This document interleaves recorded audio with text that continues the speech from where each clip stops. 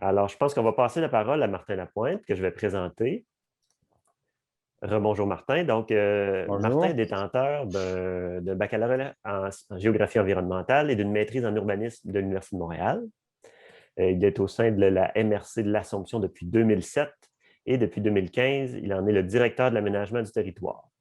Donc, la mise en valeur et la protection des territoires naturels et agricoles figurent parmi ses priorités d'intervention. Et dans ta conférence, Martin, je pense que tu vas nous parler un peu des particularités de la MRC de l'Assomption afin de mettre en avant les initiatives et les stratégies d'intervention à la fois en planification régionale qui est forte et qui est cohérente. Donc, parmi celles-ci, le redéveloppement et l'optimisation des milieux urbains, la connectivité des milieux naturels et la Mhm. valorisation agricole des terres en friche. Alors, la parole est à toi. Merci, Philippe. Bonjour à tous. Donc, ça me fait plaisir d'être parmi vous ce midi pour vous faire part de certaines initiatives mises en place par la MRC. Martin, je Donc, t'interromps. Là. Je ne sais pas si c'est exactement ce qu'on doit avoir à l'écran. Nous, on a un peu avec la diapositive suivante. Là. Je ne sais pas si c'est l'autre écran qu'il faut afficher ou pas, mais sinon, ça va. parfait. On voit quand même ta diapositive. Là. C'est qu'on a aussi diapo suivante. Mais ça peut aller comme ça s'il n'y a pas Est-ce de. que À ça moins que tu vous aies va, des oui? notes secrètes, là, oui, Non, ça nous non, va. j'ai pas. Ça Il marche. n'y a pas de secret industriel. Donc, ce que je vous propose ce midi, donc dans ce cadre-là, donc je veux vous exposer en lien avec la problématique abordée sur la conservation, la protection des milieux naturels et de la zone agricole. Donc, principales particularités de notre territoire qui ont mené justement à la mise en place de certaines initiatives régionales. Et j'aimerais ça conclure par la suite avec certains éléments de réflexion plus globale en lien avec la gouvernance qu'amènent ces travaux-là sur la stratégie nationale sur l'urbanisme et l'aménagement des territoires, donc que j'appellerai par la suite de stratégie tout simplement pour faire plus court. Donc, un contexte d'intervention territoriale, ici simplement pour vous indiquer ou vous préciser certaines particularités qui m'apparaissent plus importantes aujourd'hui. Donc, pour ceux qui sont parmi nous, mais qui ne sont pas de la région de la Naudière, donc le territoire de la MRC de l'Assomption est dans le sud de la région de la Naudière. Donc, une porte d'entrée de la communauté métropolitaine de Montréal. 4 de nos 5 municipalités font partie de la communauté métropolitaine. Donc, il y a seulement l'Épiphanie qui ne fait pas partie de ce territoire-là de la communauté métropolitaine. On vient ici, ben, je vous précise que nous, on se qualifie comme un territoire urbain qui a atteint une relative maturité. Ce qu'on entend par ici, c'est que nos territoires, en fait, on a atteint les limites de notre périmètre d'urbanisation. Donc, on est un territoire donc traditionnellement de banlieue qui s'est vu donc au cours des dernières années se densifier, se diversifier sur le plan des usages et des affectations. Donc, c'est pour ça qu'on se qualifie aujourd'hui comme étant un territoire relativement complet, mais qui a atteint donc ses limites. Zone agricole dynamique, donc on a une activité intense sur la pratique des activités agricoles. Et ce qui est remarquable sur notre territoire, c'est plus de 73 de ce territoire-là, de notre assise territoriale est composée d'une zone agricole permanente.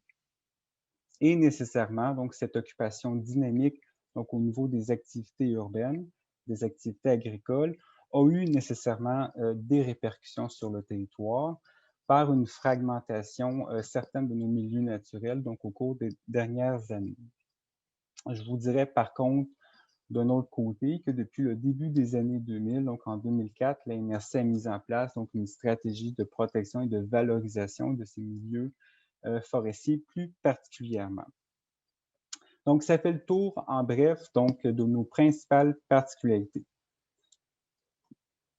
Suivant cela, donc, qu'est-ce que sous-tend certaines de nos initiatives en cette matière-là? Donc là, je vous ai mis ici quelques éléments de cause à effet, donc, de nos particularités, donc le fait qu'on a des périmètres urbains qui sont limités, donc l'espace, c'est une ressource limitée, donc on doit faire mieux avec ce que l'on a.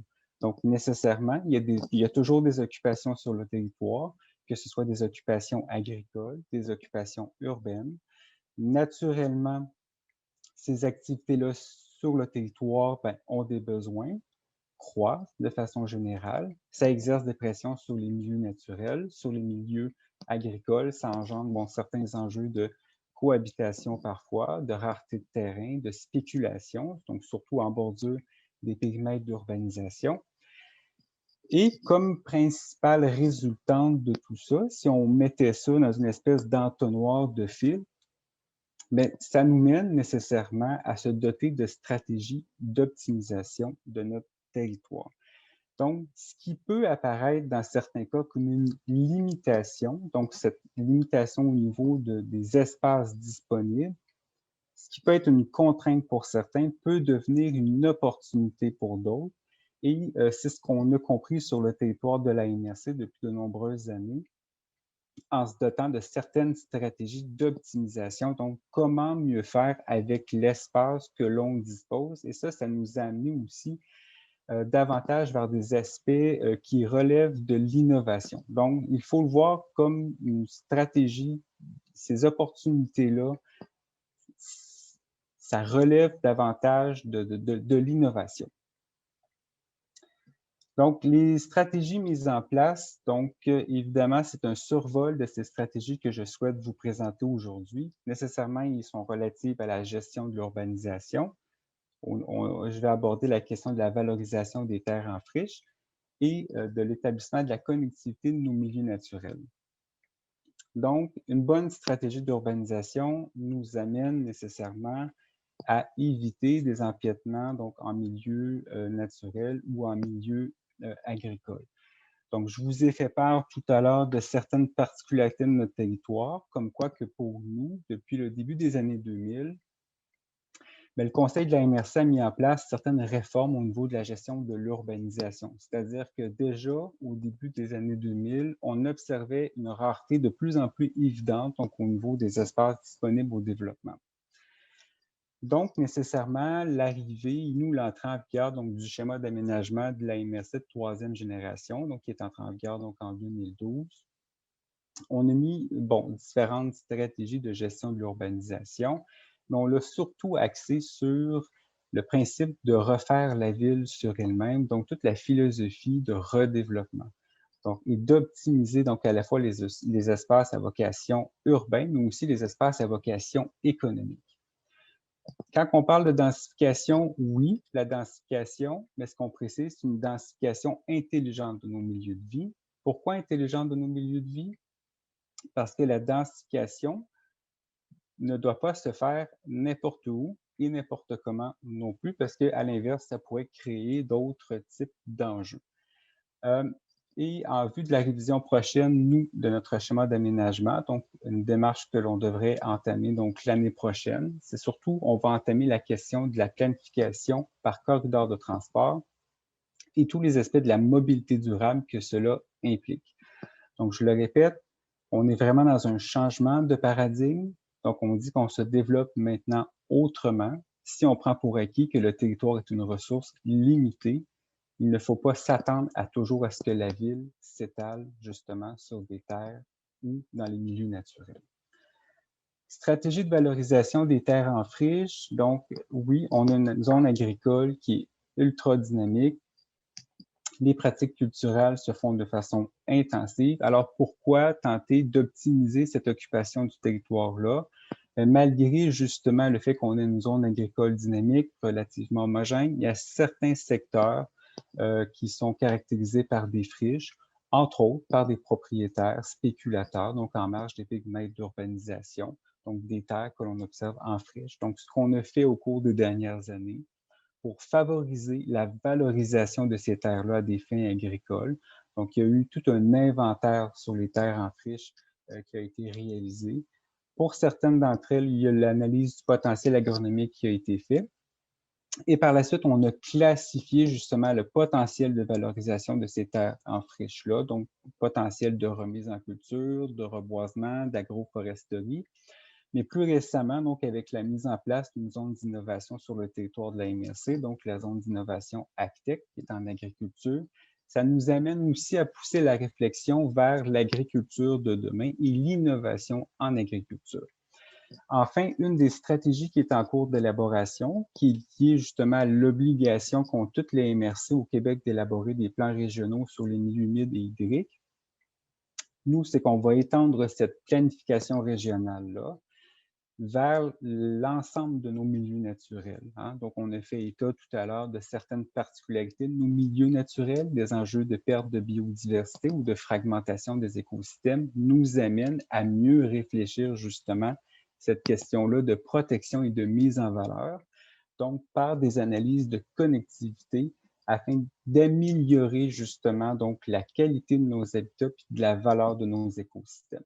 Donc, ça, c'est une démarche qui est en cours donc, actuellement. Donc, via ces différentes stratégies d'optimisation du territoire-là, ben, certains éléments nous apparaissent fondamentaux dans toute cette question-là de planification, que ce soit une planification donc, par le schéma d'aménagement de la MRC ou par des planifications sectorielles, donc comme les plans régionaux sur les milieux humides et hydriques ou les plans de développement de la zone agricole. Donc, c'est quoi le point de départ de tout ça, en fait? C'est si on place le territoire donc, au centre de nos préoccupations, c'est sûr qu'on peut mieux connaître notre territoire, mieux planifier ce territoire-là et mieux intervenir sur le territoire. Puis ça, c'est une boucle sans cesse. Donc, c'est tout un processus donc, itératif.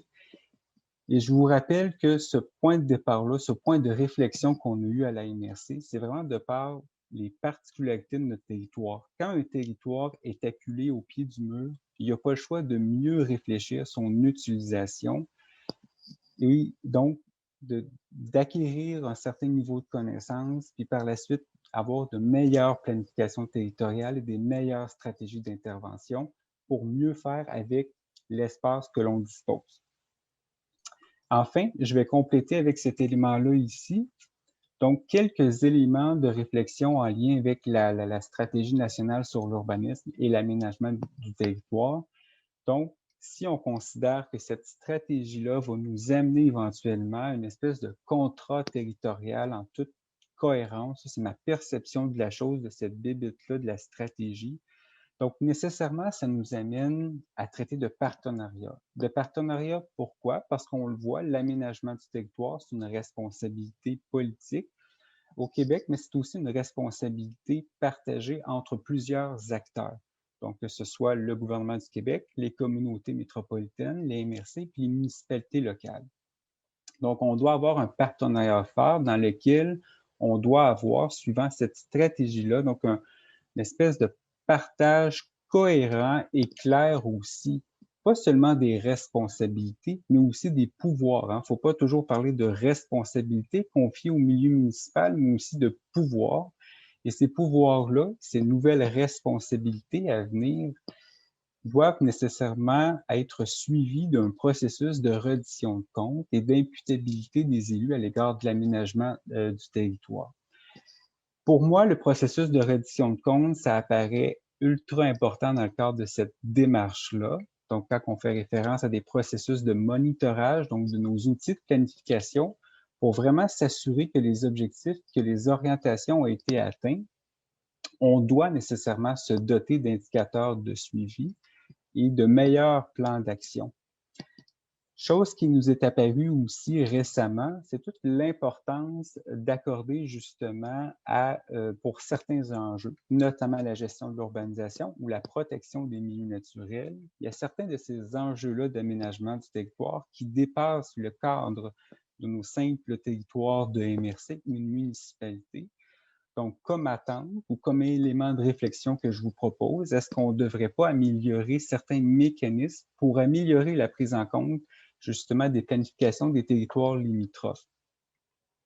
Et pour moi, ce qui m'apparaît aussi cohérent dans cette démarche-là d'aménagement du territoire, c'est les processus de révision ou de mise à jour de nos outils de planification.